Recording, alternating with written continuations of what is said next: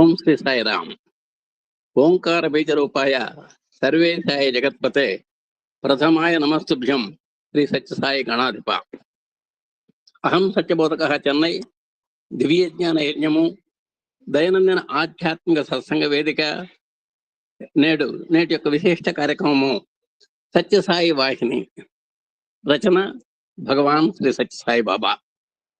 వారి యొక్క ప్రవచనంలో మనం సత్యసాయి వాహినిలో ధారావాహిక కార్యక్రమంలో స్వామి యొక్క దివ్యాశీస్సులతోటి, మన అధినేత దంపతుల యొక్క శుభ ఆకాంక్షలతోటి, మన ఆత్మీయ సోదరిమణుల యొక్క శుభ కామనలతోటి దిగ్విజయంగా జరుగుతున్నటువంటి కార్యక్రమంలో నేటి బోధనాంశము యోగులు 10వ చాప్టర్లో ఉన్నామండి.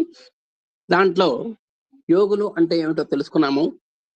అంటే ఒక మానవ సంబంధంగాను దైవ సంబంధంగాను కూడికని యోగం అంటారు. అలాంటి యోగ మార్గంలో సంస్కృతంలో చాలా పేర్లు ఉన్నాయని చెప్పుకున్నాం.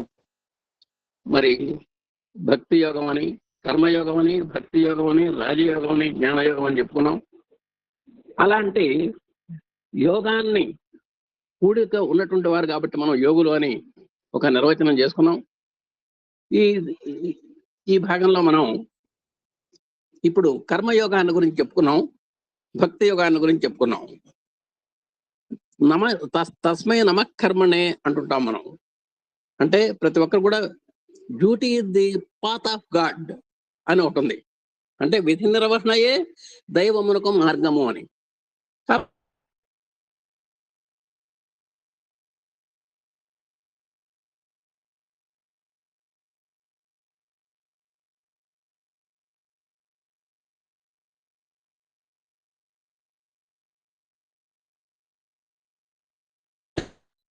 చాలా అతి నైపుణ్యంగా చేయాలని చెప్పారు. ఏ కార్యమైనా సరే దాంట్లో మనం సాధ్యమైనంత వరకు మనం మనసుని పెట్టి త్రికరణ శుద్ధిగా ఏ పని చేసినా కూడా అది చిన్న పనైనా సరే దాంట్లో ఒక అందం ఉంటుంది, తందం ఉంటుంది, ఆనందం ఉంటుంది ఆ కర్మలో.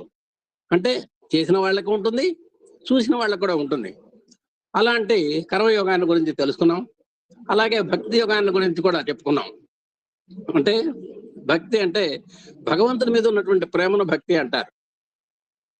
రకరకాల ప్రేమలు ఉన్నాయి, కానీ భగవంతుని మీద శరణాగతి భావంతో మన యొక్క రక్షకుడు, మన యొక్క తండ్రి, తల్లి, సఖుడు, గురుడు, దైవము, పతి, గతి అన్ని భావించి భగవంతుడి మీద సర్వస్వ భావాన్ని పెట్టుకున్నటువంటి భావాన్ని, ప్రేమ భావాన్ని మనం భక్తి అంటాం.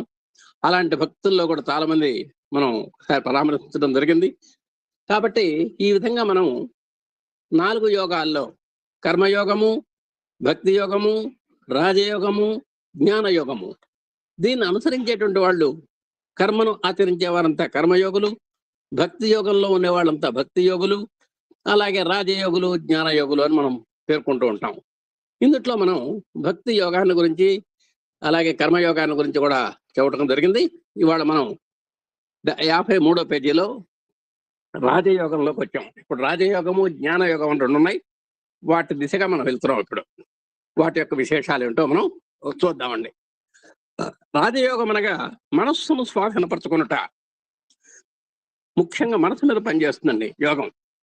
అంటే ఆ మనస్విని అవ్వాలి. మామూలుగా మనసు గలవాడిని మనస్విని అనరు. ఎవరైతే ఆ మనసును స్వాధీనపరచుకొని భగవద్ రతిలో ఆ మనస్సుని నిమగ్నం చేస్తారో అలాంటి వాళ్ళని మనస్విని అంటారు. అలాంటి మనస్విని అవ్వాలి రాజయోగం అంటే. చెప్పాం, యమము, నియమము, ఆసనము, ప్రాణాయామము, ప్రత్యాహారము, ధారణ, ధ్యాన, సమాధి అని ఉన్నాయి అష్టాంగ యోగాలు. వాటినన్నిటిని కూడా నెమ్మదిగా స్వాధీనపరచుకోగలిగినటువంటి ధీశాలి, బుద్ధిశాలి మన రాజయోగి అన్నమాట. అలాగే గురువుగారి మధ్య బౌద్ధంలో అష్టాంగాలు చెప్పారు. బౌద్ధంలో వాళ్ళు ఏం చెప్పారు? సమ్యక్ దృష్టి, సమ్యక్ శ్రవణము, సమ్యక్ వాక్కు, సమ్యక్ సంకల్పము, సమ్యక్ కర్మ, సమ్యక్ జీవనము, సమ్యక్ సాధన, సమ్యక్ సమాధి. బౌద్ధంలో ఉన్నటువంటి అష్టాంగాలు అవి. ఎవరు బౌద్ధంలో చెప్పినా మనం చెప్పినా ఇవన్నీ కూడా వీటి మీద ఒక ఆరాధనా భావన, సాధన సామగ్రిని ఆయన అమర్చుకొని ఉండాలి. ఈ యోగంలో స్వబుద్ధిని ఎందులోనూ పరిత్యజించే అవసరం ఉండదు. మన బుద్ధిని మనం ఎవరి కోసం మనం త్యాగాలు చేయాల్సిన అవసరం లేదు. ఇతరుల చేత మోసపోవని అవసరము లేదు. ఏమంటే యోగాన్ని పాటించి ఆయన వల్ల నేను మోసపోయినాను అనేటువంటి సందర్భం కూడా లేదు. మీ బుద్ధిని ఎట్టి మతాచార్యులకు కానీ స్వాధీనపరచని అవసరం లేదు. కాబట్టి మనం ద్వైత, విశిష్ట అద్వైత, అద్వైత మతాల యొక్క ప్రభావాలు చెప్పుకున్నాం. వాటిల్లో కూడా మనం వీటిని స్వాధీనపరచడం లేదు. వాళ్ళ ఎవరికి మనం దీన్ని దాసోహం అనేటువంటి అవకాశమే లేదు. ప్రతి దాని యందును మీరు మీ బుద్ధిని ఆధారపడి ఉండవలేను. కాబట్టి మనస్సు బుద్ధిని చాలా కేంద్రీకరణ చేయాలి రాజయోగంలో ఉన్నటువంటి వారంతా కూడా. సర్వభూతములకును 3 తిరుగుల జ్ఞానోపకరణములు కలవు. మొదటిది సహజ జ్ఞానము. ఇది జంతువుల యందు అత్యంత పరిణత రూపమున కానవచ్చును. చెబుతున్నాడండి, ఈ 84 లక్షల జీవరాశులకు కూడా 3 విధములైనటువంటి జ్ఞాన పరికరాలు ఉన్నాయండి. నెంబర్ 1 అవి ఏందో ఒకసారి చెబుతాను. సహజ జ్ఞానము, యుక్తియుక్త విచార జ్ఞానము, ఈశ్వర ప్రేరిత జ్ఞానం అని 3 ఉన్నాయండి. ఇప్పుడు మొదట్లో మనం మొట్టమొదటి సహజ జ్ఞానానికి వచ్చాం. ఇది జంతువులందు అత్యంత పరిణత రూపంలో కానవచ్చును. సహజ జ్ఞానం అనగానే మనకు వెంటనే గుర్తుకొస్తుంది 84 లక్షల జీవరాశులు కూడా, మనుషులు కానివ్వండి, జంతువులు కానివ్వండి, కనీసమైనటువంటి సామగ్రి చెప్పబడింది. అది మనందరికీ కూడా ఎప్పుడో చాలాసార్లు చెప్పుకున్నాం. ఆహారము, నిద్ర, భయము, మైథునము అని 4 ఉన్నాయండి. ఈ 4 వీటికి జంతువులకు ఉంటాయి. ఈ 4 జంతువులకు ఉంటాయి. మనము నిజంగా ఈ 4 మనకు ఉంటాయి. 84 లక్షల జీవరాశులకు ఉంటాయి. మరి మనిషిని వేరుపరిచేది ఏంటంటే ఒక్క వివేకము అనేటువంటిది ఒకటి మనకు అదనంగా ఉందండి. వాటికి విచక్షణ ఉండదు. వాటికి ఒకసారి తనని పాలిస్తున్నటువంటి రైతును కూడా పొడుస్తుంది. నిజంగా రోజు అన్నం పెడుతున్నాడు అంటే గడ్డేస్తున్నాడు, కుడితి పెడుతున్నాడు, పాలు తీస్తున్నాడు, ఏమిటో ఒక్కోసారి దానికి ఏదన్నా మానసికంగా ఏదన్నా కొంచెం తెక్కగలిగినప్పుడు అది యజమాని అనేటువంటి విచక్షణ కూడా నాకు ఉండదు. పొడిచి అవతల బారేస్తుంది. అంటే తమ గేదెల ద్వారా ప్రాణాలు అర్పించినటువంటి రైతులు కూడా అక్కడక్కడ లేకపోలేదు, ఉన్నారు. ఒక ఇల్లాలు హ్యాండిక్యాప్డ్ అయినటువంటి సందర్భాలు కూడా ఉన్నాయి వాళ్ళ యొక్క పెంచుకున్నటువంటి గేదె వల్ల. అంటే వాటికి విచక్షణ లేదు. ఇది మా యజమానుడు అనేటువంటి విచక్షణ లేదు. అలాంటి విచక్షణ మనకు భగవంతుడు మనకిచ్చాడు. కాబట్టి అందుకని మన జంతువుల నుంచి వేరుపడ్డాం. కాబట్టి ఆ సహజ జ్ఞానంలో చెప్పదగినటువంటి కూడా వాటికి మాత్రమే ఉంటాయి. అనగా అట్టడుగుది, అనగా అధమమైనది. ఇక ఆ 4 కూడా పెద్ద చెప్పుకోదగ్గ విశేషాలేం లేవు. ఆ 4 కంపల్సరీగా ఉండవలసిందే. చీమ దగ్గర నుంచి ఏనుగు దాకా ఉండవలసిందే. ఇక రెండవది సకారణ విచారణ శక్తి. మనకు విచారణ శక్తి ఉందండి. ఏది మంచి ఏది చెడు ఆలోచించుకోగలిగిన శక్తి ఉంది. ఆ మంచి అయినా చెడైనా సరే ఇది మంచి ఎలా అయింది, ఇది చెడు ఎలా అయింది అనేటువంటి ఒక విచక్షణ జ్ఞానం కూడా మనకుంది. దేనికంటే మరి ఇది మానవుల యందు పరిపూర్ణత రూపమును కానవచ్చును. మనకు పుష్కలంగా ఉంది. ఇది సహజ జ్ఞానం మిక్కిలి పరిమితము. కేవలం పశువులకు ఉన్నటువంటి ఆ 4 కూడా మనకు కూడా అవసరమే, కానీ వాటిని ఎంతవరకు అవసరమో అంతవరకే మనం పరిగణనలో తీసుకుంటాం. ఆ అపరిమిత ఆవరణమునందే, అంటే ఆ పరిణత ఆవరణమునందే వర్తించగలడు. మానవుల్లో ఈ సహజ జ్ఞానం చాలా వరకు విచారణ శక్తి రూపమున ఉందిండును. మనకు చాలా విచారణ శక్తి కూడా ఉందండి. అతని కార్యాచరణ ఆవరణ కూడా విశాలతను నీడను. కాబట్టి తన యొక్క వివేకంతో ఎంతో బ్రహ్మాండమైనటువంటి ప్లాన్ చేసి దాన్ని విస్తరించి దాన్ని సమాజ ఉపయోగకరంగా వాడగలిగినటువంటి శక్తి మానవుడికి. ఎట్లా ఉదాహరణ చూద్దాం. ఇప్పుడు మనం ఓ టీచర్ ఉన్నాడు, ఆయన విషయాన్ని విచారణ చేస్తాడు. కారణం ఏమిటి? అక్కడ బోధన కారణం కాబట్టి, అంటే అక్కడ కారణం ఉన్నది. ఇప్పుడు గురువు గారు మనకు ఎన్నో విషయాలు చెబుతున్నారంటే ఆయన రోజు ఏం చెప్పాలి, ఇవాళ ఈ విషయాలు ఏం సేకరించుకోవాలి, ఏ సామగ్రి, ఏ మెటీరియల్ తీయాలి వాళ్ళ అని ఆయన విచారణ చేయాలి. విచారణ చేయడానికి ఒక కారణం ఉండాలి. కారణం అంటే ఇక్కడ మనకు బోధ చేయాలి. మన బోధ కారణంగా ఆయన ఎన్నో గ్రంథాలు చూస్తున్నారు, విషయ సేకరణ చేస్తున్నారు. అలాగే ఒక రోగి ఆ రోగం యొక్క నివారణ చర్యల గురించి ఆలోచిస్తూ ఉంటాడు డాక్టర్ గారు. అంటే ఈ విధంగా కార్యకారణ సంబంధం ఉంటుందన్నమాట. ఆ సకారణ విచారణ శక్తి మనకు ఉంటుంది. అది మానవుల్లో సహజ జ్ఞానం చాలా వరకు విచారణ శక్తి రూపంలో ఉంటుంది. అతని కార్యాచరణ ఆవరణ కూడా విశాలత ఉండును. ఈ విధంగా తన యొక్క మేధాశక్తిని ఎంతో విస్తరించుకునేటువంటి అమేయమైనటువంటి శక్తి మానవుడికి ఉంది. కానీ ఈ విచారణ శక్తి కూడా మిక్కిలి అసమగ్ర భావం కలదయే. పోనీ ఇది సంపూర్ణమైనటువంటి జ్ఞానం అంటే ఎవరు ఎంత మేధావి అనుకున్నా సరే, ఎవరైనా సరే అంత సమగ్రం, ఒక 100కి 100 పాళ్ళు సమగ్రము అని మానవ మేధస్సును మనం కొలవటానికి అవకాశం లేదు. ఎందుకంటే ఒక్క భగవంతుడే సమగ్రం. సమగ్రమైనటువంటి ఐశ్వర్యం కానీ, సమగ్రమైనటువంటి వీర్యం కానీ, సమగ్రమైనటువంటి కీర్తి కానీ, సమగ్రమైనటువంటి సంపదలు కానీ, సమగ్రమైనటువంటి జ్ఞానము కానీ, సమగ్రమైనటువంటి వైరాగ్యం కానీ, సమగ్రమైనటువంటి ఇవన్నీ, ఈ సమగ్రాలన్నీ కూడా భగవంతుడికే ఉంటాయి. అందుకనే ఆయన భగ ఇతీరితాహ అన్నారు. షణ్ణాం భగ ఇతీరితాహ అన్నారు. ఈ 6 లక్షణాలు ఉన్నబట్టి ఆయన సమగ్రుడైనాడు. అలాంటి సమగ్రమైనటువంటి జ్ఞానం మన మానవుడికి లేదు, ఉండదు కూడా. ఎంతున్నా కూడా అంత పరిమితమే. ఒకవేళ నేను అమేయ మేధావిని అని ఎవరిని అనుకున్నా కూడా దానికి కూడా ఒక కొలమానం ఉంది. తార్కిక మార్గము తెన్నగా సాగక వలయాకృతిని ధరించి మరలా మొదటికే వచ్చును. ఇక కొంతమంది తర్కిస్తూ ఉంటారు. ఆ తర్కంలో ఎంత తర్కించినా చివరికి మనకి ఇదివరకు పల్లెటూళ్ళలో గానుగెద్దులను ఉండేవి. ఒక తోట బయలుదేరితే అంటే వృత్తాకారంలో ఉంటుంది ఆ గానుగెద్దు. ఆ సున్నాన్ని తిప్పుతూ ఉంటాయి అనమాట. ఆ గానుగ తిప్పుతూ ఉంటాయి. అవి ఏం చేస్తుంటాయి, ఆ తిరిగి మళ్ళా కేంద్ర బిందువు దగ్గరికి రావాల్సిందే. ఆ విధంగానే ఈ వాదం చేసేటువంటి వాళ్ళంతా కూడా ఎన్ని చెలవలు పొలవలు వాదాలు చేసినా చివరికి ఒక పాయింట్ దగ్గరికి వాళ్ళు కేంద్రీకృతం చేయవలసిందే. మన విషయ జ్ఞానానికి మూలముగా వస్తువులను, భౌతిక పదార్థములను, శక్తిని ఇందుకు ఉదాహరణగా మనం చెప్పుకోవచ్చు. భౌతిక పదార్థం అనగానేమి, భౌతికంగా ఉన్నాం, దేహము పంచభౌతికము అన్నాడు. అంటే అక్కడే తెలిసిపోయింది. భౌతిక పదార్థం ఏంటంటే మనిషి. ఈ సమస్త జీవరాశుల యొక్క స్థూల దేహాలన్నీ కూడా భౌతిక పదార్థాలేనండి. ఎట్లా? ఆ నిరాకారమైనటువంటి పరబ్రహ్మ నుంచి మహత్తులు వచ్చినాయి. మహత్తుల నుంచి ఆకాశం వచ్చింది. ఆకాశం నుంచి వాయువు వచ్చింది. వాయువు నుంచి అగ్ని వచ్చింది. అగ్ని నుంచి జలం వచ్చింది. జలం నుంచి పృథివీ వచ్చింది. కాబట్టి మనం పోయిన ఎపిసోడ్లో చెప్పుకున్నాం, ఈ సృష్టి అంతా కూడా ప్రాణ చెప్పాడండి. అంటే ఏం చెప్పాడు అక్కడ?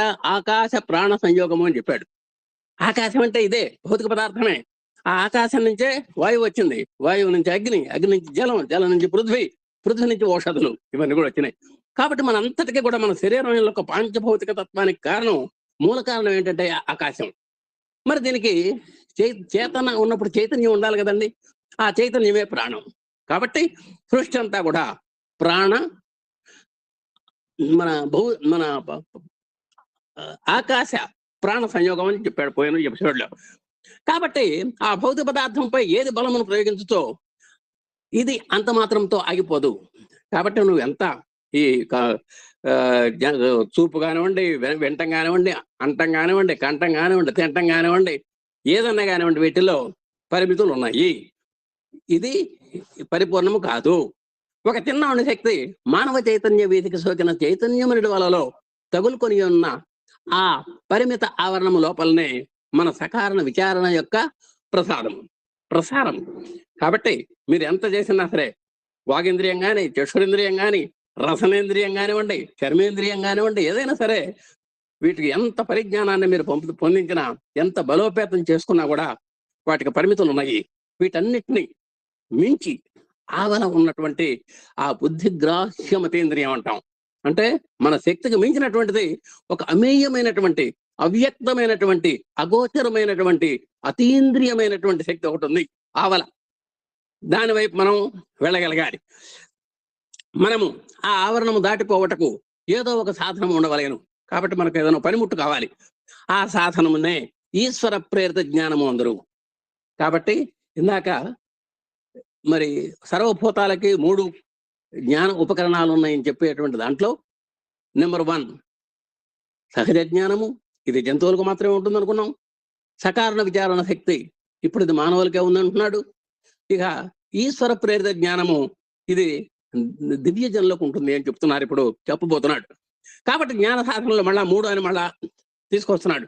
సహజ జ్ఞానము, యుక్తియుక్త విచారము, ఈశ్వర ప్రేరిత జ్ఞానం అని జ్ఞానాలు మనకు జ్ఞాన ఉపకరణాలు 3 ఉన్నాయి. ఇందులో మొదటిది జంతువులది. సహజ జ్ఞానం జంతువులని చెప్పుకున్నాం. రెండవది మానవులది, అంటే సకారణ విచారణ శక్తి. మూడవది దివ్య పురుషులది, ఏమిటది? ఈశ్వర ప్రేరిత జ్ఞానము. కానీ ఈ 3 అంకురములు కొద్దిగానో గొప్పగానో వికసించి ప్రతి మానవుని యందును కానవచ్చును. కాబట్టి ఈ 3 మన దగ్గర ఉంటాయి. ఏది ఎన్ని పాళ్లలో ఉంది అనేటువంటిది వాళ్ళ యొక్క శక్తి సామర్థ్యాలను బట్టి. అది ఐక్యూ అంటాం. అంటే మేధాశక్తి. క్లాస్‌లో 40 మందికి పాఠం చెప్పే పాఠం ఒకటే. కానీ ఒకడికి 99 వస్తాయి. ఒకడికి 9 వస్తాయి. ఏమిటి తేడా? అంటే వీటిల్లో అన్ని వాడి దగ్గర ఉన్నాయి. వీడి దగ్గర ఇవన్నీ ఉన్నాయి. సామగ్రి అంతా ఉంటుంది. వాటిని వాడు వినియోగించుకోవటంలో వాడికున్నటువంటి అసాధారణ ప్రతిభకి, వీడికున్నటువంటి సామాన్య ప్రతిభకి కొన్ని కొలమానాల్లో తేడాలున్నాయి. కాబట్టి మేధాశక్తిలో తేడాలున్నాయి. కాబట్టి అవి సహజమే. కొద్దిగానో గొప్పగానో వికసించి ప్రతి మానవుని యందున కానవచ్చును. ఈ 3 శక్తులు ప్రతి మానవుల్లో ఉంటాయి. సహజ జ్ఞానము, సకారణ విచారణ శక్తి, అలాగే అలాగే యుక్తియుక్త విచారం అన్నాడు దాన్ని. ఈశ్వర ప్రేరిత జ్ఞానము, ఈ 3 ఉంటాయండి. అలాగే మరొక విషయం కూడా జ్ఞప్తి పెట్టుకొనవలెను. ఇందులో ఒకదాని పరిణత రూపమే మరొకటి కావున అవి పరస్పర విరుద్ధములు కావు. కాబట్టి ఈ 3 కూడా సమన్వయంగా ఉంటాయే తప్ప ఒకదానికొకటి దెబ్బతీసేలాగా, ఒకదానికొకటి ఆటంకపరిచేలాగా ఉండవు. సహజ జ్ఞానం ఉంటుంది అందరికీ, యుక్తియుక్త జ్ఞానము ఉంటుంది, అలాగే ఈశ్వర ప్రేరిత జ్ఞానం కూడా ఉంటుంది. ఒక్కోసారి మనం పని చేస్తూ నిజంగా ఈ పనిలో నేను ఇన్ని మార్కులు వస్తాయి, ఇంత ర్యాంక్ వస్తాయని నేను అనుకోలేదు అంటాడు. ఫస్ట్ ర్యాంక్ వచ్చినటువంటి కుర్రాడు కూడా నేను మామూలుగానే చదివాను తప్ప ర్యాంక్ రావాలని నేను చదవలేదు. ఆ ర్యాంక్ రావడం అనేటువంటిది నిజంగా ఈశ్వర కృప అంటాడు. అంటే అలాంటి వాడికి కూడా ఆ ఈశ్వర ప్రేరిత జ్ఞానం వలనే ఏముందండి, వాడు ర్యాంక్ ఒక్క మార్కు చాలు, ఒక్క మార్కులో లక్షల్లో తేడాలు వస్తాయి ర్యాంకులు. కాబట్టి ఇదంతా కూడా దైవ కృప అంటాడు. అది ఈశ్వర ప్రేరిత జ్ఞానం. కాబట్టి ఈ సహజ జ్ఞానము, యుక్తియుక్త జ్ఞానము, అలాగే ఈశ్వర ప్రేరిత జ్ఞానము, ఇవన్నీ కూడా ఒకదానికొకటి పరిపోషకంగా ఉంటాయి. యుక్తికి కానీ ఇది దాన్ని పరిపూర్ణతను నిందును కానీ ఖండించదు. యుక్తికి అందని విషయమును ఈశ్వర ప్రేరిత జ్ఞానము బయలుపడుతున్నాం.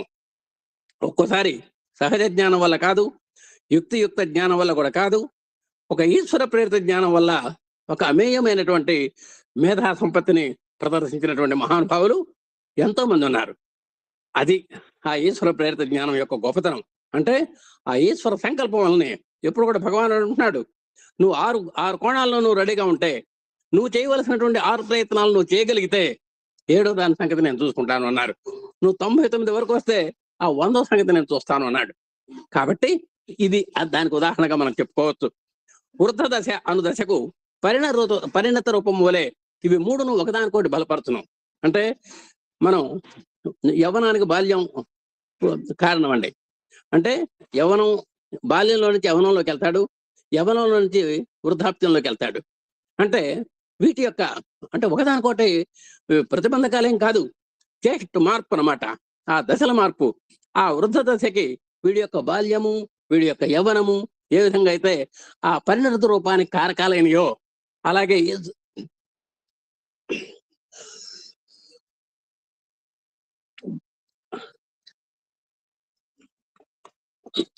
ఆ ఈశ్వర ప్రేరితమైనటువంటి జ్ఞానానికి కూడా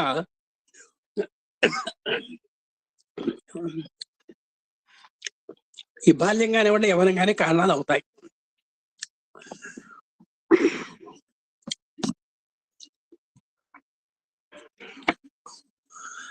సహజ జ్ఞానం ఎన్నో సార్లు దేవప్రేరిత జ్ఞానముగా లోకమున ఎదుట ప్రదర్శింపబడను. ఇందాక చెప్పుకున్నాం మనం, సహజ జ్ఞానం అంటే ఆహార నిద్ర భయ మాధనాదులు, అవే గొప్ప అని చెప్పుకునేటువంటి వాళ్ళు కూడా ఉన్నారు. చిత్త చాంచల్య ప్రేరితులు తమ బుద్ధి వైకల్యం అంతయు దివ్య జ్ఞానమని భ్రమించి మానవులు తమ అనుసరించవలన తలంతులు. కొంతమంది అల్పజ్ఞులు ఉన్నారు చూశారు, వాళ్ళకు ఉన్నటువంటి సహజ జ్ఞానాన్నే ఈశ్వర ప్రేరిత జ్ఞానం అని చెబుతూ అందరినీ నమ్మిస్తుంటారు. అది చాలా తప్పని చెబుతున్నారు స్వామి. ఇట్టి అర్ధరహిత బోధనలు ఈ లోకమున చేయబడుతున్నట్టును మూలము మతిభ్రష్టులు ఆడు అసంబద్ధ ప్రలాపములను దైవ ప్రేరితములుగా చెప్పుటే. కాబట్టి అతి సామాన్యుడు కూడా దేనికి ఏ మాత్రము తెలివి లేనివాడు కూడా తనకున్నటువంటి అల్ప జ్ఞానాన్ని ఈశ్వర ప్రేరిత జ్ఞానంతో ఇది దైవ ప్రేరితమైనటువంటి జ్ఞానం అని చెప్పుకోవటం అనేటువంటిది అది మనకు ఇప్పుడు లోకంలో కనబడుతూ ఉంటుంది. అది ఏమాత్రము అది అసంబద్ధము అని చెబుతున్నారు. యుక్త విరుద్ధము కాకుండా చేత సత్యబోధకు మొదటి తార్కాణము. కాబట్టి దాని సత్యబోధకు కారణం ఏంటంటే అది యుక్తి విరుద్ధం కాకూడదు. అంటే దాని యొక్క సహజ జ్ఞానానికి కానీ యుక్త జ్ఞానానికి కానీ అది ఆటంకం కాకూడదు. ఈ మూల సూత్రం అనుసరించి ఈ యోగములన్నీ నిర్మింపబడినవి. కాబట్టి సత్యం అనేటువంటి ఒక కోణం ఉండాలి అక్కడ. ఆ సత్యానుసంధత లేనప్పుడు మనం సహజ శక్తి కానీ యుక్త శక్తి కానీ అవన్నీ కూడా రాణించవు. కాబట్టి ఆ 3 సూత్రాల్లో ప్రధానమైనటువంటిది సత్యసంధత కావాలి అని చెబుతున్నారు. ఈ మూల సూత్రం అనుసరించి ఈ యోగములన్నీ నిర్మింపబడినవి. మనసు ద్వారా యోగ సిద్ధి పడయుట రాజయోగము కాన దీనిలోని కేంద్ర భావమును మాత్రమే మనం ప్రధానంగా గుర్తించాలి. కాబట్టి మనస్సు ప్రధానంగా కలిగినటువంటి ఈ రాజయోగంలో కేంద్ర భావం అంటే సెంట్రల్ ఐడియా ఏమిటంటే మనం మనస్సుకు ప్రధానాన్ని ఇవ్వాలి. మనస్సు ప్రధానంగా ఉంది అనేటువంటి విషయాన్ని మనం గమనించాలి. అధమాధమ మానవులు మొదలు యోగేంద్రుల వరకు అందరికీ ఆ ఏకైక మార్గమే శరణ్యము. కాబట్టి ఆ సత్యాన్ని ఆశ్రయించాల్సిందే. వాడు అతి మానవుడు సామాన్యుడు అవ్వచ్చు, అతి మేధావి అవ్వచ్చు, ఆయన యోగి కాకపోవచ్చు, యోగేంద్రుడు అవ్వచ్చు. వాళ్ళందరికీ శరణ్యం ఏంటంటే ఆ సత్యసంధత, పైపెచ్చు ఇంకోటి ఏంటి ఏకాగ్రత అని కూడా చెబుతున్నారు. ఆ సత్యమైనటువంటి బోధనే ఇంకో పేరు పెడుతున్నారు. దీనికి ఏకాగ్రత అంటారు అని చెప్తున్నారు. ఏకాగ్రత అంటే శ్రద్ధ, అంటే ఏకాగ్రత అంటే మనం అన్ని త్రికరణాలన్నింటినీ కూడా ఒకటిగా చేయటమే ఏకాగ్రత. మనసు మాట చేత ఒక కేంద్ర బిందువుగా కనుక చేసినట్టయితే దాన్ని ఏకాగ్రత అంటారు. మీరు ద్వికుంభాకార కటం అని ఉంటుంది సైన్స్ లో. దాన్ని ఆ సూర్యరశ్మిలో మనం పెట్టినప్పుడు ఆ సూర్యకిరణాలన్నింటినీ తీసుకొని ఒకే కిరణంగా మార్చి అక్కడ కింద ఉన్నటువంటి వస్తువు మీద, అంటే అన్ని కిరణముల యొక్క వేడిని కేంద్రీకరించి ఒక బిందు రూపంలో దాని మీద ప్రసరింపజేయటం వల్ల మనం కాగితాలు కాల్చినటువంటి సంఘటన, గడ్డిని కాల్చినటువంటి సంఘటన మనం గుర్తు చేసుకోవచ్చు. కాబట్టి సర్వశక్తులు ఏకీకరణ కావాలి ఏకాగ్రతలో. పరిశోధనాలయాల్లో పనిచేసేవారు, లేక దారి నడుచువారు కానీ, పుస్తకాలు చదివేవారు కానీ, జాబులు వ్రాయేవారు కానీ, కారు డ్రైవ్ చేసేటువంటి వాళ్ళు కానీ తమ మానసిక శక్తులన్నింటినీ కేంద్రీకరించి తమ ఎదుటి భౌతిక పదార్థములను ఆ ఏకాగ్ర బుద్ధితో పరిశీలించరు. కొన్ని కేటగిరీలు చెప్పాడు ఇక్కడ. ల్యాబ్ లో పనిచేసేటువంటి వాళ్ళు రకరకాల రసాయనాలు కలుపుతూ ఉంటారు. కొన్ని రసాయనాలు కలపడం వల్ల కొన్ని కొత్త వాయువులు వెలువడుతూ ఉంటాయి. వాళ్ళు కూడా ఏ రసాయనాలు జాగ్రత్తగా కలపాలి, ఎన్ని పాళ్లల్లో కలపాలి, ఏ సమయంలో కలపాలి, ఏ సందర్భంలో వాటిని మిక్స్ చేయాలి అనేటువంటి బాగా కాన్సన్ట్రేషన్ గా ఉంటారు.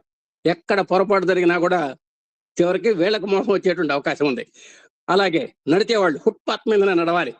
అడ్డదిడ్డంగా రోడ్డుకు అడ్డంగా నడిస్తే అయిపోయినటువంటి పని.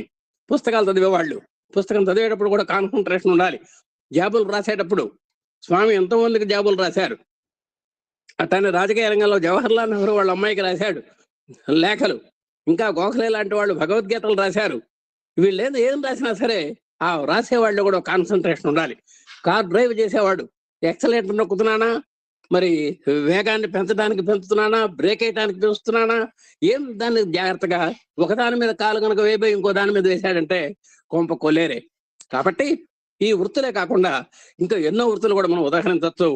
వీటన్నిటికీ మానసిక శక్తులన్నింటినీ క్రోడీకరించి తమ ఎదుట భౌతిక పదార్థాలని ఆ ఏకాగ్ర బుద్ధితో వాళ్ళు పరిశీలిస్తూ ఉంటారు. అంటే వీళ్ళందరికీ కూడా మనసు ఏకాగ్రతగా ఉండాలి. లేకపోతే వాళ్లకు జరగరానటువంటి ఇబ్బందులు జరుగుతాయి. కాబట్టి ఆ యోగంలో రాజయోగంలో ఉన్నటువంటి వాడికి ఏకాగ్రత అనేటువంటి ఒక పదార్థం వాడికి ముఖ్యం.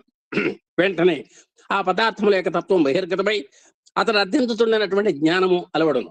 ఆ విధంగా ఏదో మిక్స్ చేస్తాడు పదార్థాలు, కొత్త పదార్థం వస్తుంది. తద్వారా ఒక కొత్త సూత్రం వెలువడుతుంది. మీ ఏకాగ్రత ఎంత అధికంగా ఉండునో అంత చక్కగా భావం తేటబడును. కాబట్టి మీ యొక్క ఏకాగ్రతను బట్టే మీ యొక్క పని సాఫల్యం అనేటువంటిది ఉంటుంది. నా ప్రేమను, నా మానసిక శక్తులను నేను కేంద్రీకరించుకోవాలి, నా భావమును మీకు విశదీకరించే శక్తి ఎక్కువగును. కాబట్టి స్వామివారు చెబుతున్నారు, నేను కూడా నా ప్రేమని పంచడంలో కానీ, మరి నా భావాలను మీకు ఎక్కువగా చెప్పాలి అంటే మరి ఆ ఏకాగ్రత అనేటువంటిది కావాలి అనేది కూడా ఆ కేంద్రీకరణ శక్తి నేను ఎక్కువ పెట్టే కొద్దీ మీకు దాంట్లో ఉన్నటువంటి ఆ మాధుర్యం మీకు అర్థమవుతుందని చెబుతున్నారు. జ్ఞానార్జనకి ఇది ఏకైక మార్గము. కాబట్టి జ్ఞానం కావాలంటే కాన్సన్ట్రేషన్ కావాలి. శ్రద్ధావాన్ లభతే జ్ఞానం అని కూడా మనం చెప్పుకుంటూ ఉంటాం. ఎట్టి వాడైనను తన చేయు పనిపై మనశక్తిని కేంద్రీకరించడంతో ఆ పనిని మిక్కిలి బావుగా చేయగలడు. అందుకనే యోగ కర్మ కౌశలం అంటుంటాం మనం. ఏ పనైనా సరే, అది చిన్న పనైనా సరే, పెద్ద పనైనా సరే, అది నా యొక్క నియతం కురు కర్మత్వం, నాకు నియమించబడినటువంటి పనిని నేను చక్కగా చేయాలి అనేటువంటిది చేసుకోవాలి తప్ప ఎవరికి వాళ్ళు ఏమనుకుంటారంటే నేను చాలా తక్కువ పని చేస్తున్నాను, ఆ పక్క వాడి పని బ్రహ్మాండంగా ఉంది, వాడి పని చాలా నైస్ గా ఉందని ఎక్కడ కొంతమంది నీరసన భావంతో చేస్తూ ఉంటారు. వాళ్ళ యొక్క వృత్తి పట్ల గౌరవం లేకుండా. ఆ తప్పు. నా యొక్క డ్యూటీ నాకు గొప్ప అని ఎక్కడ వాళ్ళు కేంద్రీకరణ చేయాలి అంటున్నారు. లోక వ్యవహారమునందైనను లేక ఆధ్యాత్మిక మార్గమునందైనను ఏ ఇతర విషయములందైనను ఇతర కార్యములందైనను ఏకాగ్రత అధికముకు కొలది కార్యమునందు అంత అధిక ఫలమును అందుకోవచ్చును. ఒక డాక్టర్ గాని, ఒక టీచర్ గాని, ఒక శాస్త్రజ్ఞుడు గాని, ఎవరన్నా కానివ్వండి, ఈవెన్ రాజకీయ నాయకుడు కానివ్వండి, ఎవరైనా సరే, ఒక ఉద్యోగి కానివ్వండి, ఆఫీసర్ కానివ్వండి, ఎవరైనా సరే విధి నిర్వహణలో చాలా జాగ్రత్తగా ఉండాలి. తన వృత్తిని దైవంగా భావించాలి. మనం దేవుని యొక్క పాదాల మీద మన శిరస్సు మోడ్చి ఏ విధంగా అయితే మనం శరణాగతి వేడుకుంటున్నామో, మన యొక్క కర్మని పట్ల, మన కర్మ యందు అంటే మన యొక్క పని యందు కూడా మనకు అంత ఆరాధనా భావం మనకు ఉండి ఆ విధంగా చేసినప్పుడు వాటిల్లో వచ్చేటువంటి ఫలితాలు చాలా అమోఘంగా ఉంటాయి. ఆ కార్యం కూడా చక్కగా నిర్వహింపబడను. పని ఎలా చేయాలో మనకు తెలుసు. బాగా చేస్తే ఎలా ఉంటుంది, అరగొరగా చేస్తే ఎట్లా ఉంటుంది, ఊరిక ఆషామేషగా చేస్తే ఎట్లా ఉంటుంది అనేటువంటిది ఇవన్నీ కూడా మనకు అనుభవాలు ఉన్నాయి. కాబట్టి పని యందు కేంద్రీకరణ అనేది చాలా ముఖ్యం. జ్ఞాన ధనాగారం తెరవలసినటువంటి తాళం ఇదియే. కేంద్రీకరణ శక్తియే అక్కర్లేని తలంపులు, కేంద్రీకరణ శక్తియే రాజయోగమున మంచు వంటిది, అది ఒక్కటే అని చెప్పవచ్చును. కాబట్టి జ్ఞానం అనేటువంటి కోశాగారాన్ని తెరవాలంటే తాళం ఏమిటంటే ఏకాగ్రత. ఆ ఏకాగ్రత అనేటువంటి తాళం పట్ల మనం అప్రమత్తంగా ఉండాలి. మీరు ఏకాగ్రతగా తెరిస్తేనే, మరి ఆ తాళం తెరిచేటువంటి విధానంగా తెరిస్తేనే ఆ తాళం ఎట్లా తెరుచుకుంటుందో, అలాగే భగవత్ సంబంధమైనటువంటి జ్ఞాన ధనాగారాన్ని కూడా మనం తెరవాలంటే మనకి ఏకాగ్రత అనేటువంటి తాళం కావాలి. కేంద్రీకరణ శక్తియే రాజయోగమును మంచు వంటిది. కాబట్టి అలాంటి ఏకాగ్రత అనేటువంటిది రాజయోగంలో ఒక మంచు వంటిది అన్నాడు. మంచు అంటే దేనికి చెప్పాలి? మంచు పరిశుభ్రతకు కారణము, నిర్మలతకు ఉదాహరణ మంచు. అందుకని మంచుతో పోల్చారు. మనకు అక్కర్లేని తలంపులు కోట్లకు బుద్ధిలోనికి చొరబడి వానిని తబ్బిబ్బు చేయును. దానిని ప్రతిఘటించి అట్టి మనసును స్వాధీనంలో ఉంచుకున్నటకు రాజయోగం ఒక్కటే శరణ్యము. కాబట్టి సాధ్యమంతగా మన సాధారణ మానవాళికి, మనలాంటి వాళ్ళకి రకరకాల ఆలోచనలు ఒకేసారి వస్తాయి. ఒకదాని వెంట ఒకటి వస్తే ఇబ్బంది లేదు. ఒకేసారి 10 ఆలోచనలు వస్తాయి. ఆ 10 ఆలోచనలో ఏం చేయాలన్నా కూడా కిం కర్తవ్యత మూఢలం అయిపోతాం మనం. ఏం చేయాలి ఈ 10లో అనేటువంటి కిం కర్తవ్యత మూఢత అంటాం దాన్ని. అలాంటి మూఢలమైనప్పుడు మనం ఆ యోగాన్ని గనక అవలంబిస్తే, ఆ యోగ పదాన్ని గనక ఏకాగ్రతగా మనం అవలంబించగలిగితే ఇవన్నీ కూడా శరత్కాల మేఘాల్లాగా పటాపంచలైపోతాయి. అసలు అక్కడ మబ్బులే ఉండవు. శరత్కాలంలో మేఘాలు అలా వస్తూ ఉంటాయి, ఇలా పోతూ ఉంటాయి. అంటే ఎక్కువసేపు నిలబడవు. వాటిని గురించి మనం కంగారు పడక్కర్లేదు అనేటువంటిది స్వామి చక్కగా చెప్తున్నారు. దాన్ని ప్రతిఘటించి అట్టి మనసును స్వాధీనంలో ఉంచుకొనుటకు రాజయోగం ఒక్కటిగే శరణ్యము. కాబట్టి ఈ రాజయోగం అంతా కూడా మానసికమైనటువంటిది. అన్ని సకల శక్తుల యొక్క ఏకీకరణ ఈ రాజయోగంలో చాలా ప్రధానమైనటువంటిది. ఒక రాజు రాజ్యం వెళ్ళినా, ఒక మంత్రి మంత్రాంగాన్ని నెరపినా, ఒక డాక్టర్ సక్సెస్ఫుల్ ఆపరేషన్ చేసినప్పటికీ, ఒక టీచర్ ఒక ఫస్ట్ ర్యాంక్ విద్యార్థిని తయారు చేయడానికి ఇవన్నీ కూడా ఈ ఏకీకరణ సూత్రం, ఏకాగ్రతా సూత్రం అనేటువంటిది, మరి అన్ని మనోబుద్ధుల యొక్క ఏకీకరణ అనేటువంటిది ఇక్కడ చాలా గొప్పది అని రాజయోగంలో ఆ మనస్సు యొక్క ప్రభావాన్ని చెబుతున్నాడు. ఏకాగ్రమైనటువంటి మనస్సు యొక్క ప్రభావాన్ని మనకు రాజయోగంలో బాగా స్పష్టంగా చెప్పారు. తద్వారా వచ్చేటువంటి వనగూడేటువంటి లాభాలు, ఫలితాలు ఇవన్నీ కూడా మనకు చెప్పబడ్డాయి. ఇక మిగిలింది జ్ఞానయోగం అండి. దీనిలో పూర్తి తత్వ విచారమే అధికంగా కానవచ్చును. ఎంతవరకు తాత్విక చింతన, దృశ్య కల్పితమైనటువంటి లోకమును అతీతమైనటువంటి ఊహలు కలిగి ఉండను. లోకములోని ఏ వస్తువును, ఏ పనియును, ఎవ్వరును అతనిని తృప్తిపరచదాలు. ఒక విశేషం ఏంటంటే, ఈ ప్రపంచంలో ఎవరిని మనం తృప్తిపరచలేమండి. ఇంట్లో ఉన్నటువంటి సభ్యులను కూడా మనం తృప్తిపరచలేము. ఒక సంస్థాగతమైనటువంటి సంస్థ ఉన్నప్పుడు మరి ఒకళ్ళకి తృప్తి కలగచ్చు, ఒకళ్ళకి అసంతృప్తి కలగచ్చు. అసలు సంతృప్తి అనేటువంటిది ఏదో అని చెప్పాడు. దానికి చక్కగా ఒక ఉదాహరణ చెప్పాడు. 100 గలవాడు 1000 కోరుకుంటాటండి, 1000 గలవాడు 1,00,000 కోరుకుంటాట. 1,00,000 ఉన్నటువంటి వాడు 1,00,00,000 ఉంటే బాగుండు అనుకుంటాట. ఆ 1,00,00,000 దగ్గర ఉన్నటువంటి వాడు తగ్గిపోతే వాడు ఒక చిన్న రాజకీయ పదవి కోరుకుంటాడు. అంటే ఒక ముఖ్యమంత్రి పదవి ఏదో కోరుకుంటాడు. పోనీ ఏమంటే మీరు సాటిస్ఫైగా ఉన్నారంటే ఆ ముఖ్యమంత్రి దగ్గరికి వెళ్తే కాస్త ప్రధానమంత్రి గారి సీటు మెత్తగా ఉంటుందంటే దాని మీద కూర్చుందామని ఉంది, కాస్త ఒక 5 నిమిషాలు అంటాడు.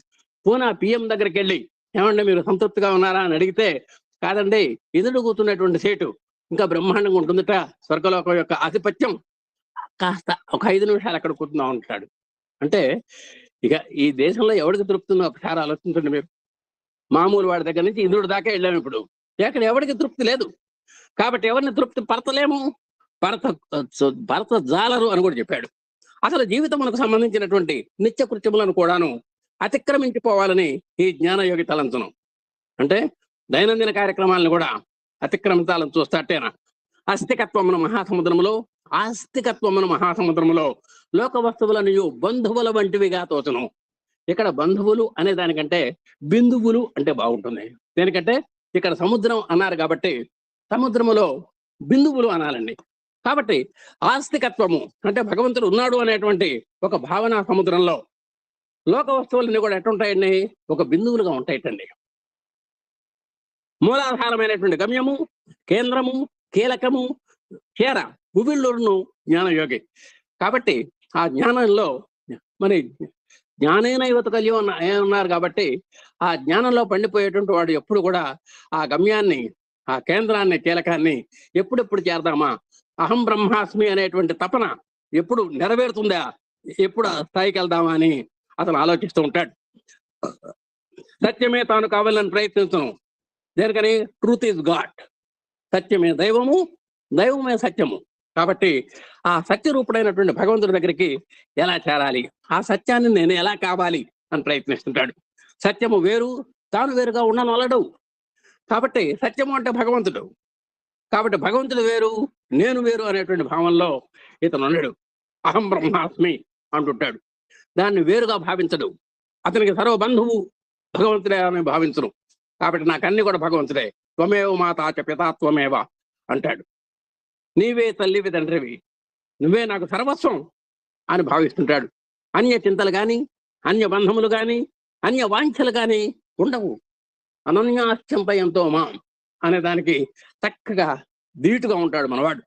అంటే వేరే చింతలు కానీ, భగవంతుడు తప్ప వేరే చింతలు కానీ, వేరే బంధాలు కానీ, వేరే వాంఛలు కానీ అతనికి ఉండవు. అంతా దైవమే. కష్టమైనను, సుఖమైనను, లాభమైనను, నష్టమైనను అతనికి భేదము లేక అద్వైత దర్శన స్థితిని అనుభవించుకోరు. అద్వైతంలో చెప్పాం, నువ్వు నేను ఒకటే. అద్వైతం అనేది ఇక్కడ రెండు లేరు, ఉన్నది భగవంతుడే. కాబట్టి ఏకం సత్ అనేటువంటిదే అద్వైత యొక్క భావన. కాబట్టి స్వామి నువ్వే ఉన్నావు, నువ్వే నాకు శరణ్యము అనేటువంటి భావంలో జ్ఞాని నిరంతరం రమిస్తూ ఉంటాడు. అదే సరైన జ్ఞానము. ఇట్టి భావము గల వ్యక్తికి జగత్తంతయు నిస్సారముకు మిథ్యాదృశ్యమును భావము కలుగును. అందుకని ఆయన భావంలో బ్రహ్మనిత్యం జగన్మిథ్య అనేటువంటి భావంలో ఉంటాడు. ఒక్క బ్రహ్మ మాత్రమే సత్యము, ఏకం సత్, ఆయనే బ్రహ్మ అని గట్టిగా ప్రగాఢమైనటువంటి నమ్మకంతో ఉంటాడు జ్ఞాని. ఇట్టి భావం గల వ్యక్తికి జగత్తంతయు నిస్సారముకు దృశ్యము అనుభవము కలుగును. ఇందాక చెప్పుకున్నాం, బ్రహ్మ సత్యం, బ్రహ్మ ఒక్కడే సత్యము, దైవం ఒక్కడే సత్యము, మిగతాదంతా కూడా మిథ్య. అంటే ఉన్నా కూడా లేనట్టుదే, ఉన్నట్టు కనబడుతోంది కానీ లేదు అన్నమాట. అయితే ఇంద్రియమును మధ్య మధ్య అట్టి భావములు క్రిందికి లాగును. ప్రపంచ వ్యామోహమున పడత్రయుటకు ప్రయత్నించును. కానీ అతి జాగ్రత్తగా ఇంద్రియములను అదుపులో ఉంచుకొని దానిని ఎట్లయినను ప్రక్కనెట్టి క్రమేణా భగవంతుని సమీపింపకూడదును. కానీ మనకు ఉన్నాయి చూసారా ఇంద్రియాలు, నిజంగా ఎంత బలవాన్ ఇంద్రియ గ్రామ విద్వాంసమపి కర్షతి అని చెప్పాడు ఒక విశ్వామిత్రుడు లాంటి వాడు. మరి అంత తపస్విని మనస్విని యశస్విని ఆయన. అలాంటి వాడు ఒక మేనక కేవలం ఒక ఏదో వయ్యారంగా వచ్చినంత మాత్రాన ఆమె యొక్క వల్ల పడాల్సినటువంటి అవసరం లేదు. అంటే మనలో ఉన్నటువంటి ఇంద్రియ గ్రామము అంటే సమూహం అండి. ఆ ఇంద్రియాల యొక్క సమూహము మనల్ని ఎట్ట బుట్టలో పడేయాలి, ఎట్ట మాయలో పడేయాలి, ఎట్ట భ్రష్టుని చేయాలి, ఎలా పతితుడిని చేయాలి అని ప్రయత్నం చేస్తుంటాయి. అంటే ఒక మంచి వైపు వెళ్ళడము, ధ్యానంలో కూర్చున్నా కూడా ధ్యానం చేయనియవు, వెంటనే ఆ మనసు పక్కెళ్ళిపోతుంది. ఆ విధంగా ఇంద్రియాలను జయించడం అనేటువంటిది ఇంద్రియాతీత. నారాయణ ఉపనిషత్తులో ఉంటాడు, స్వం ఇంద్రియాతీత అవస్థయాతీత అంటాడు. అవస్థయాతీత గుణాతీత. అలాంటి స్థితి సామాన్య మానవుడికి రావాలంటే కుదరదు. అలాంటి ఇంద్రియాలని అదుపులో ఉంచుకొని ఎట్లయినా సరే ప్రక్కకి నెట్టి భగవంతుని సమీపంగా నీకు వెళ్ళాలి అని కోరుకోవాలి మనం. కాబట్టి అంటే అంత గట్టిగా పట్టుకోవాలి. అలాంటి ఇంద్రియాలని పగ్గాలతో పట్టుకోవాలి. అట్లా పట్టుకోవాలంటే యోగం కావాలి.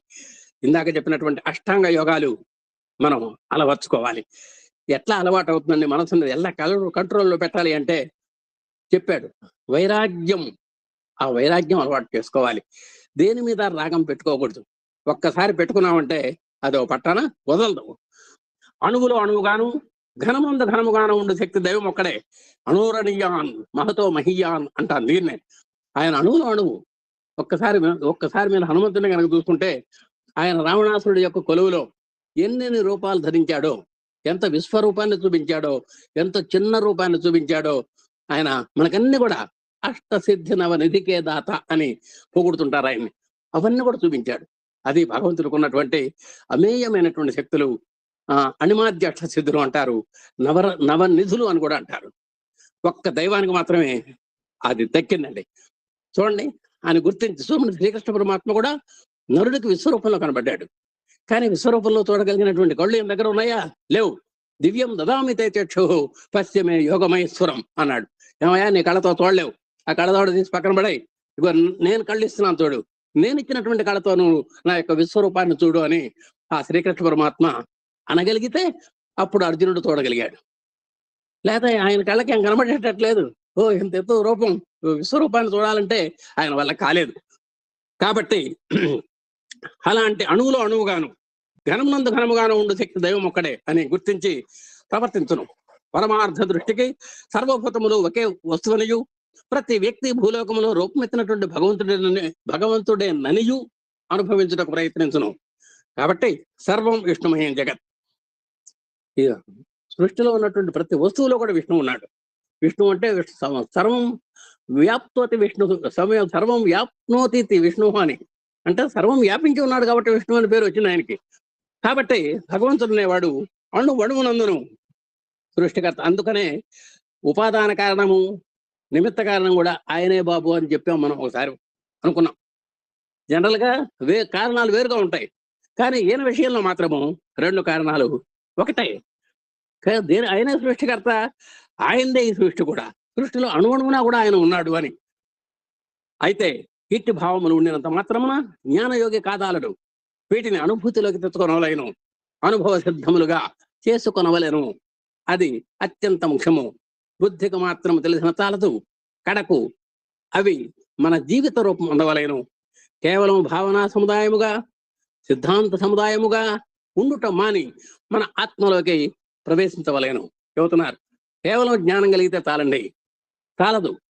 కేవలం తెలుసుకుంటే చాలదు కదా. ప్రవేశం జ్ఞాతం ప్రవేశం గంతు మనకు ఉన్నాయి కదా, ఇవన్నీ కూడా ఉన్నాయి కదా. అలాంటి స్టేజీకి మనం వెళ్ళగలగాలి ఏమండి. కాబట్టి కేవలం బుద్ధి చేత మనం తెలుసుకున్నంత మాత్రాన్ని కుదరదు. దైవతత్వాన్ని నువ్వు తెలుసుకున్నంత మాత్రాన్ని ఉపయోగం లేదు. ఒక టన్ను తెలుసుకొని ఉన్న ఒక్క అంశ ఆచరణ లేనప్పుడు నీకు ఈ జ్ఞానయోగంలో నువ్వు ఏమి భగవంతుని గురించి గుర్తించలేవు, కనుక్కోలేవు. కాబట్టి నువ్వు ఏం తెలుసుకున్నావో దాన్ని అనుభవ సిద్ధం చేసుకోవాలి. అనుభవ జ్ఞానాన్ని నువ్వు సంపాదించాలి. అప్పుడే నీకు ఆ భగవంతుని యొక్క తత్వం అర్థమవుతుంది. కేవలం భావాల్లో కానీ సిద్ధాంతాల్లో కానీ ఉంటే కుదరదు. నువ్వు ఆత్మలోకి ప్రవేశించగలగాలి. నేడు బుద్ధి సమ్మతముగా ఉన్నటువంటి అనేక విషయములు కానీ, వస్తువులు కానీ రేపు విరుద్ధ వస్తువులు అవ్వచ్చు. ఇవాళ మనం ఎస్ అంటాం, రేపు నో అనాల్సి వస్తుంది. కరోనాకు ముందు కరచాలనం ముద్దు, కరోనా తర్వాత కరోనాలో కరచాలనం రద్దు. చూసారుగా, మీరంతా కూడా ఇవన్నీ మీకు చెప్పేటువంటి వాడిని కాదు. ఒకనాడు రేడియో మనకు అతి పవిత్రం, ఇప్పుడు రేడియో రిటైర్డ్. ఒకనాడు సైకిల్ చాలా గొప్ప, ఆఫీసర్ల వరకు, అటెండర్ దగ్గర నుంచి ఆఫీసర్ల వరకు సైకిల్ దొక్కారు ఒక రోజుల్లో, లేదా 60-70 ఏళ్ల క్రితం. ఇప్పుడు అసలు సైకిల్ రిటైర్డ్. కాబట్టి నిన్న ఎస్ అన్నటువంటిది ఇవాళ నో అసలు రావచ్చు, చెప్పలేం మనం. ఇలాంటి భావాలు కూడా మనం ఉన్నాయి. కాబట్టి అనేక విషయములు కానీ, వస్తువులు కానీ రేపు విరుద్ధ వస్తువులు, విరుద్ధ విషయముగా భావించవచ్చును. బుద్ధి సమ్మతం కూడాను స్థిరము కాదు, శాశ్వతం కాదు. మనం ఇవాళ ఒక ఆలోచన తట్టింది, ఆ ఆలోచన ఇవాళ వరకే పరిమితం అవ్వచ్చు, కానీ రేపు దాని యొక్క ప్రభావం ఎట్లా ఉంటుందో చెప్పలేం. శాశ్వతం కాదు. భావములు కూడా మార్పు చెందును కదా. అవి సత్య ధర్మములు కావు. ఆత్మ అంతయు తన విశ్వాసానుసారముగా ఉండవలేను. అదే ఆస్తిక ధర్మము, అదే జ్ఞానయోగము. కాబట్టి ఎన్నడూ మారినటువంటిదే దైవతత్వం అండి. కాబట్టి దైవతత్వంలో మాత్రము అది స్థిరంగా ఉంటుంది. మన లౌకికమైనటువంటి విషయాల్లో ఇవాళ ఎస్ అనొచ్చు, రేపు నో అనొచ్చు, ఎన్నో మార్పులు జరుగుతూ ఉంటాయి. ఇక భారతీయ పరమార్థంలో వేదాన్ని ఈశ్వరవాణి చెబుతారండి. వేదాలు స్వయంభువాలు, అపౌరుషేయాలు, ఆరుషేయాలు అని చెబుతున్నారు. అంటే ఆ భగవంతుని యొక్క ఉచ్ఛ్వాస నిశ్వాసాల ద్వారా వచ్చినటువంటి వాటిని ఆ ఋషులు గ్రహించి వాటికి ఒక అక్షర రూపాన్ని ఇచ్చి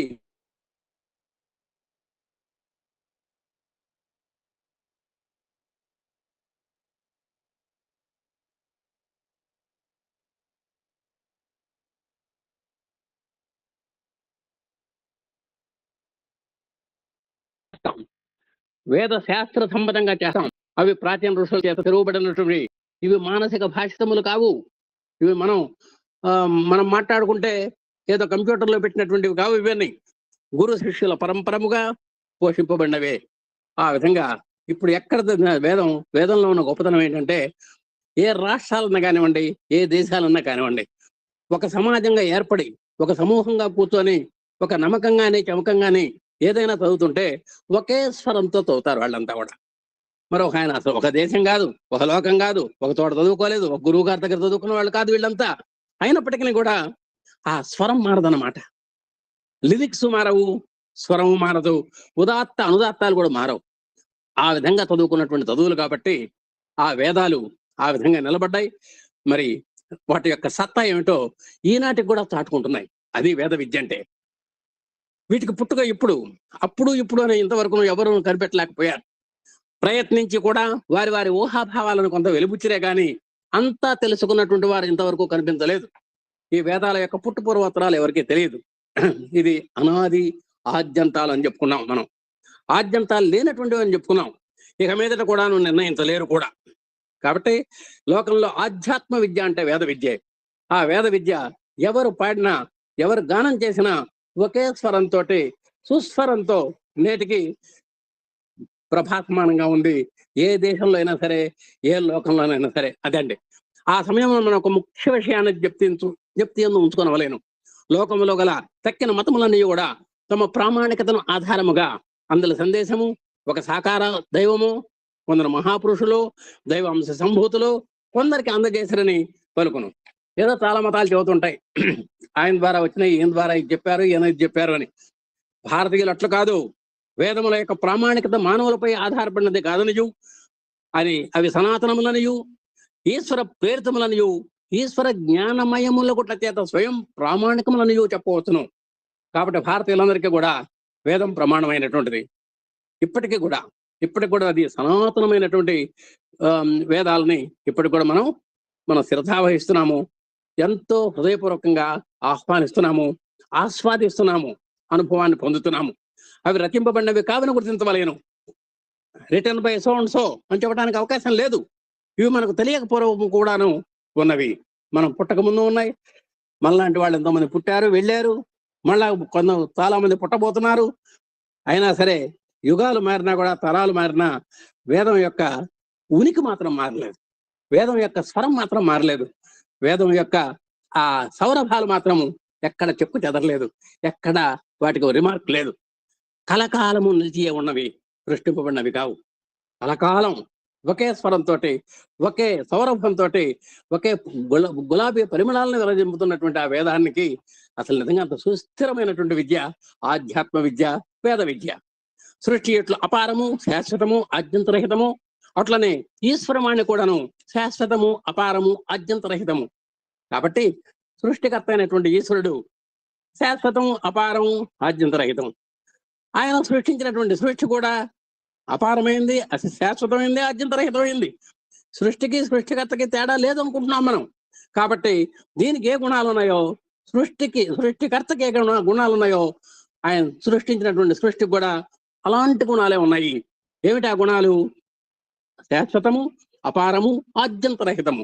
వేదం అంటే ఏమిటి అర్థం అంటే, విత్ జ్ఞానే అని ధాతు ఒకటి ఉందండి. ఎరుగుట అని అర్థము, అంటే తెలుసుకొనుట అని అర్థం. దీన్ని మహర్షులు దర్శించి ప్రకటించారు. వారే మంత్రద్రష్టలు.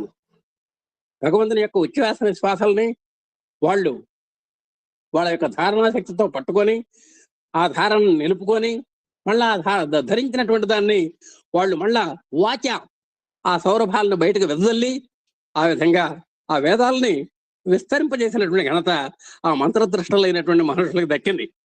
అసలు ఋషులనగా మంత్రద్రష్టలనే అర్థము. ఋషులన్నా మంత్రద్రష్టలన్నా ఒకటే. ఒకటి కర్మకాండ, రెండవది జ్ఞానకాండ. ఈ వేదాలు కూడా మనకు రెండు ఉన్నాయి. ఒకటి ఉపాసనా కాండ అంటారు, ఒకటి కర్మకాండ అంటారు.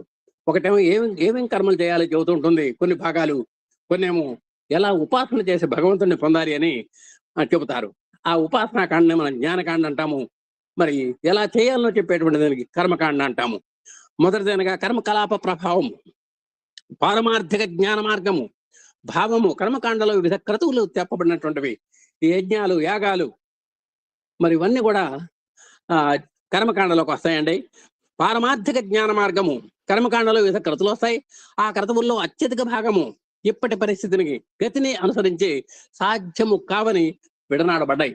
అప్పుడప్పుడు పుత్రుల కోసం పుత్రకామేష్టని, రాజ్య విస్తరణ కోసం అశ్వమేధ యాగాలని ఇవన్నీ కూడా చేశారు. కానీ కొన్ని యాగాలు ఇప్పుడు మనకు సాధ్యం కాబట్టి, ఇప్పుడు అంత పని మనకు లేదు కాబట్టి, రాజ్యాలు వగైరాలు మనకు లేవు కాబట్టి, రాజసూయాలు వగైరాలు ఇప్పుడు మనం చేయటం లేదు. అయితే కొన్నిటిని ఈనాటికి ఏదో ఒక రూపమున నిలిచియే ఉన్నవి. కర్మకాండలో ముఖ్య భావం మానవ ధర్మములు. కర్మకాండలో ప్రతి మనిషి కూడా కిం కర్తవ్యం, ఏది డూసు, ఏది డునాట్స్, ఏది చేయాలి, ఏది విసర్జించాలి అనేటువంటిది బాగా చెప్పారు. ముఖ్యంగా గృహస్థ, వానప్రస్థ, సన్యాస, బ్రహ్మచర్యములు అనబడు ఆశ్రమ ధర్మములు, వివిధ పదవి ధర్మములు నేటికి కొంత అంతో ఎంతో మార్పు చెందినప్పటికీ లోకమున కనిపిస్తున్నవి. 4 ఆశ్రమాల వాళ్ళు ఉన్నాం మనం ఇక్కడ. ఆ 4 ఆశ్రమాలు కూడా ధర్మవాహినిలో కూడా చెప్పారు. ఏ ఆశ్రమం వాళ్ళు ఎలా ఉండాలి అనేది కూడా ఆ స్వామి ఆ ధర్మవాహినిలో కూడా చెప్పారు. కాబట్టి ఎంతో కొంత మార్పు ఉండే కానీ మౌలిక సూత్రాలు మాత్రము ఎక్కడ మారలేదు. వీటిని వేదాంతము, వేదాగ్రము, వేదసారము, వేద పరమార్థము, వేద విజ్ఞాన సారము అనునవి ఉపనిషత్తులను పిలువబడుతున్నవి. చూడండి, ఉపనిషత్తులకు ఎన్ని పేర్లు ఇచ్చారు. వేదాంతము అంటే ఉపనిషత్తు. ఆ ఉపనిషత్తుకి రకరకాల పేర్లు కూడా ఇచ్చారు. వేదాంతం అన్నారు, వేదాగ్రం అన్నారు, వేదసారం అన్నారు, వేద పరమార్థం అన్నారు, వేద విజ్ఞాన సారం అన్నారు. కాబట్టి అలాంటి ఉపనిషత్తుల్ని మనం కూడా మన గ్రూప్ లో చక్కగా ఒక స్థాళిపులాక న్యాయంతో మనం చదువుకోవడం జరిగింది. అసలు ఏ ఉపనిషత్తులో ఏం చెప్పారు అనేటువంటిది కూడా మనం ఇక్కడ కార్యాచరణ ప్రణాళిక ద్వారా ఇక్కడ ఏర్పాటు చేశారు. ఒకసారి చదువుకున్నాం కూడా. ద్వైతులు కానీ, విశిష్టాద్వైతులు కానీ, అద్వైతులు కానీ, లేక శైవులు కానీ, వైష్ణవులు కానీ, శాక్తులు కానీ, సౌరులు కానీ, గణపతులు కానీ ఎవరైనా సరే వేద ఉపనిషత్తుల యొక్క ప్రమాణములను అంగీకరించి తెరవలేను. వారు ఎవరైనా అవ్వచ్చు. రకరకాల కేటగిరీ చెప్పారు ఇక్కడ. వాళ్ళందరినీ గురించి శాక్తులు అంటే శక్తిని కొలిచేవారు, సౌరులు అంటే సూర్యుడిని కొలిచేటువంటి వారు, గణపతులు అంటే గణపతిని కొలిచేవారు. వాళ్ళు ఎవరైనా కావచ్చు.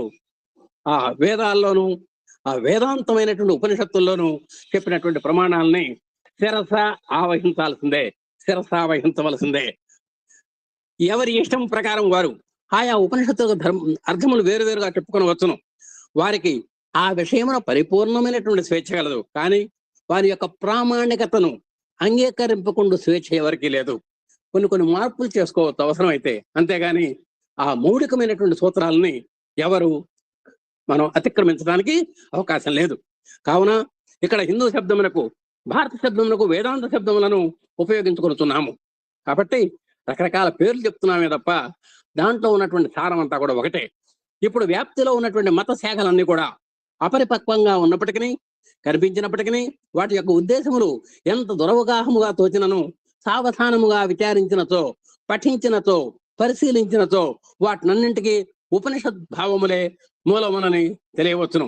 ఎన్ని మతాలు కావచ్చు, మతాల శాఖలు కావచ్చండి, కానీ వాటి చెబుతున్నటువంటి సూత్రాలు కనుక మనం పరిశీలించినట్టయితే ఉపనిషత్తుల్లో ఉన్నటువంటి భావాలే వాళ్ళు వల్లె వేస్తున్నారు. వాళ్ళు చెప్పేవన్నీ కూడా ఉపనిషత్ వాక్యాలే. భారత జాతిలోనికి, హైందవ మతంలోనికి ఉపనిషత్తులంత పూర్తిగా లోతుగా దిగబడిపోయినవి. కాబట్టి ఆ వేదంలో ఉన్న విషయాలు కానీ, వేదాంతాలైనటువంటి ఉపనిషత్తుల్లో ఉన్నటువంటి సారం కానీ మన భారత జాతి యొక్క నరాన కూడా అది జీర్ణించుకుపోయినట్టే లెక్క. మన హిందూ మతంలో ముఖ్యంగా ప్రతి కర్మకాండలో కూడా వేదం కనబడుతూ ఉంటుంది. కావున్న విగ్రహాది రూపములందు అవి ఆరాధింపబడుతున్నవి. ఇప్పటికి కూడా విగ్రహారాధన మనం చేస్తున్నాం, అదేం తప్పు లేదు అంటున్నారు. దేనికంటే పరమాత్మని సాధించాలి అంటే మనం కింద స్థాయి నుంచే ముందు వెళ్ళాలి, ఆకారం నుంచే నిరాకారానికి వెళ్ళాలి. కాబట్టి విగ్రహారాధనలో తప్పు లేదు. నేడును మన ఇళ్ళ యందు కానీ, దేవాలయములందు కానీ ఉపనిషత్తులు అర్చన స్థానమును అలంకరించుకొనుతున్నవి. ఇప్పటికే మన ఇంట్లో కానివ్వండి, దేవాలయాల్లో కానివ్వండి, కొన్ని మంత్రాలు ఆ వేదానికి సంబంధించినవి, ఉపనిషత్తు సంబంధమైనటువంటి మంత్రాలే మనం కూడా అవలంబిస్తున్నాము. అది సాంప్రదాయంగా మనం కూడా పెట్టుకున్నాం. మన జీవితంతో అవినాభావ సంబంధం ఏర్పరచుకొని శాశ్వతంగా నిలిచిపోయినవి. ఇవన్నీ కూడా ఏం శాంతి మంత్రాలు చదువుకున్నా, లోక కలిగా మన లగ్నాష్టకాలు చదువుకున్నా, ఏం చదువుకున్నా కూడా అవన్నీ కూడా వేదంలో చెప్పబడినవి. ఇవన్నీ కూడా అలాంటి వేదాలు అనంతములు, అనంతో వై వేద. కాబట్టి వేదాలు ఇన్నేం చెప్పడానికి అవకాశం లేదు, చాలా ఉన్నాయి. అలాంటి వేదాలని వింగడించి ఒక క్రమబద్ధం చేసినటువంటి వాడు కాబట్టి ఆ వేద వ్యాసుడు అని పేరు వచ్చింది ఆయనకి. చక్కగా 4 వేదాలుగా ఆయన విభజించి వాటిని చక్కబరిచాడు కాబట్టి, వేదాలని వింగడించాడు కాబట్టి వేద వ్యాసుడు అని పేరు పొందాడు ఆయన. కానీ వీటన్నిటిలోనూ సారమును గైకొని 4గా విభజించి లోక కళ్యాణ నిమిత్తము ప్రచారము జరిగను. అదే వేద వ్యాసుడు ఆ విధంగా చేశాడు. అంత కలగా పులగంగా ఉన్నాయి. వీటిని కాంక్రీట్ గా ఒక సారాంశం లాగా తీసుకురావాలి అనేటువంటి ఋగ్వేదము, యజుర్వేదము, సామవేదము, అథర్వణ వేదములని ఇవి 4 భాగములుగా మానవులను తరింపజేసి ధర్మమును నిలబెట్టి సత్యమును దాటి ఆరాధనలతో, అర్చనలతో, గానముతో, అస్త్రశాస్త్రములతో జగత్ కళ్యాణమును కావించినవి. ఒక్కో వేదంలో ఒక్కో విశేషం చెప్పారు. సామవేదంలో మనం సంగీతం చెప్పారు. మన ఏనుగు పుట్టింది కూడా సామవేదంలోనే పుట్టిందండి. అందుకని సామజము అని పేరు వచ్చింది. ఆ సామజ వరగమన అని కూడా అంటూ ఉంటారు. అలాంటి మనోహరమైనటువంటి గాంధర్వం మనకు సామవేదంలో పుట్టింది. వైద్యం అంతా కూడా అథర్వణ వేదంలో పుట్టింది.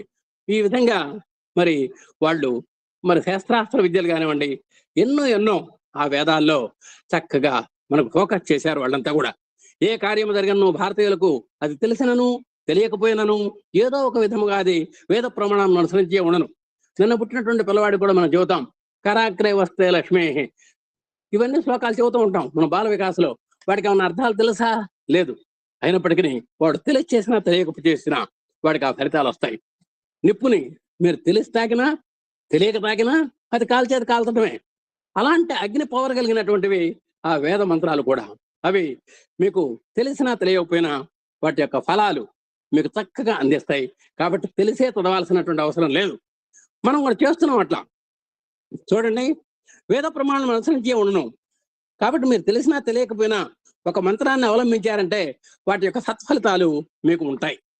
చూడండి, పెళ్లి మొదలు శ్రాద్ధం వరకు భారతీయులు వేద ప్రమాణం అనుసరిస్తున్నారు. పెళ్లిలో మాంగళ్యం తంతునానైనా మమ జీవన హేతున కంఠే బద్ధామి సుభగే త్వం జీవధర్దాం శతం అని వేద మంత్రాలు ఉంటాయండి. నిజంగా వేద మంత్రాలు ఆ పురోహితులు వాళ్ళు చదువుకోవటమే తప్ప ఆ పెళ్లి కొడుకు పెళ్లి కూతురు కూడా సరిగా వింటలేదు. అంటే దాంట్లో అర్థం తెలుసుకోవటం లేదు, ఆ పారమార్థికత ఆస్వాదించట్లేదు. వాళ్ళు ఆస్వాదించినా ఆస్వాదించకపోయినా అందరూ వాళ్ళు చక్కగా దీవెనలు ఇస్తారు, మంత్రపూతంగా పెళ్లి చేస్తారు. ఆ మంత్రంలో ఉన్నటువంటి విశిష్టమైనటువంటి అర్థాలు తెలుసుకుంటే చాలా మహత్తరంగా ఉంటుంది. శ్రాద్ధం శ్రద్ధగా చేయాలి అంటే చూడండి, పెళ్లి దగ్గర నుంచి శ్రాద్ధం వరకు కూడా. శ్రాద్ధం అంటే శ్రద్ధగా, శ్రద్ధయా క్రియతే ఇది శ్రాద్ధం అని. ఒక్కోసారి నేను శ్రాద్ధం అని తిడుతూ ఉంటారు, చాలా తప్పది. శ్రాద్ధం అంటే చాలా పవిత్రమైన పదం అది. మన పితృదేవతలకు, మాతృమూర్తికి గాని పితృమూర్తికి గాని వాళ్ళు పరలోక గతులైనప్పుడు చేసేటువంటిది శ్రాద్ధం. అలాంటి శ్రద్ధలు చేసేటప్పుడు దాంట్లో అంటాడండి, యద్ రోచతే తద్గ్రాహ్యం ఎన్ నరోచతే తద్యాజ్యం అంటాడు. భోజనం పెట్టిన తర్వాత కమ్మని భోజనం పెట్టామండి ఆ భోక్తలకి, అక్కడ చిన్న మంత్రం చదువుతారు, యద్ రోచతే తద్గ్రాహ్యం. ఏమంటే ఏది కమ్మగా ఉంటే దాన్ని దయచేసి స్వీకరించండి. ఎన్ నరోచతే ఏది మీకు నచ్చదో తత్యాజ్యం దాన్ని దయచేసి వదిలిపెట్టండి. మేము అన్ని పదార్థాలు అడిగి వేయకూడదు, ఆ సందర్భంలో అన్ని పదార్థాలు వడ్డించాల్సిందే. కాబట్టి మీకు ఇష్టం ఉన్నది తినండి, ఇష్టం కాకపోతే దయచేసి వదిలిపెట్టండి అని. అది కూడా ఒక వేద సమ్మతమైనటువంటి ఒక మంత్రంగా మనం చెబుతున్నామంటే, కాబట్టి ఇటు పెళ్లి మొదలు శ్రాద్ధం వరకు వేద ప్రమాణం అనుసరించి ఉండను మన మంత్రాలన్నీ కూడా. అట్టి ఆధార ప్రమాణ రూపమైనటువంటి వేదమును విస్మరించుట భారతీయ లక్షణము కాదు. కాబట్టి అలాంటి వేదాలని మనం ఈనాడు ఈ ఆధునిక విద్యలు వచ్చిన తర్వాత, ముఖ్యంగా ఆంగ్ల విద్య వచ్చిన తర్వాత మనం నిర్లక్ష్యం చేస్తున్నాం. కనీసం పిల్లక పెట్టుకోవడానికి కూడా సిగ్గుపడుతున్నాం. ఉపనయనం సంధ్యావనం చేయడానికి సిగ్గుపడుతున్నాం. అది చాలా తప్పు అని, అది మంచి లక్షణం కాదు అని మనకు ప్రబోధ చేస్తున్నారు స్వామి. కాబట్టి నీ యొక్క లక్షణాన్ని అవలంబించాల్సిందే.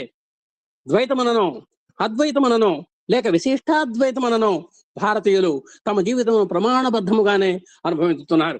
మూడు చెప్పాం, ద్వైతం కావచ్చు, అద్వైతం కావచ్చు, విశిష్టాద్వైతం కావచ్చు. ఇవన్నీ కూడా ఫస్ట్ ద్వైతం నుంచి బయలుదేరతాడు, విశిష్టాద్వైతంలో అవగాహన తెచ్చుకుంటాడు, చివరికి అద్వైతంలో పరమాత్మ సన్నిధికి వెళ్తాడు అని చదువుకున్నాం. అంటే ఇవన్నీ స్టెప్స్, సోపాన మార్గాలే తప్ప దాంట్లో తేడా ఏం లేదు. ముగ్గురు యొక్క అభిప్రాయాలు పెద్ద మన్నించదగినవే. అయితే అవి తెలిసి అనుసరించిన, ఆచరించిన దాని యొక్క ఫలితము మరింత అధికమగును. కాబట్టి అలాంటి పవిత్రమైనటువంటి ఆ వేద మంత్రాలని మనం తెలియకుండానే చదువుతుంటాం. చివరికి శాంతి మంత్రం చదువుతుంటాం, దాంట్లో కూడా అది కూడా వేదమే. కాబట్టి అట్లాంటి ఆనందం లభించాలంటే అలాంటి మంత్రాలు చదవాలి.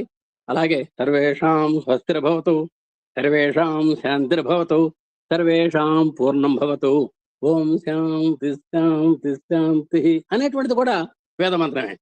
ఇది ప్రతి కార్యక్రమాన్ని కూడా చివరి చదువుకుంటాం. ఓం అసతోమా సద్గమయ అంటాం, తమసోమా జ్యోతిర్గమయ అంటాం, మృత్యోర్మ అమృతంగమయ అంటాం. అది కూడా మనకు. అలాగే ధన్వంతరి మంత్రం కూడా చదువుతుంటాం. ఇవన్నీ కూడా వేద మంత్రాలే. కానీ ఇవన్నీ వేద మంత్రాలు అనేటువంటి విషయం మనకు తెలియకపోవచ్చు. పిల్లాడు కూడా శుక్లాంబర ధనం చదువుతాడు, అది వేదం అని వాడికి తెలియదు పాపం.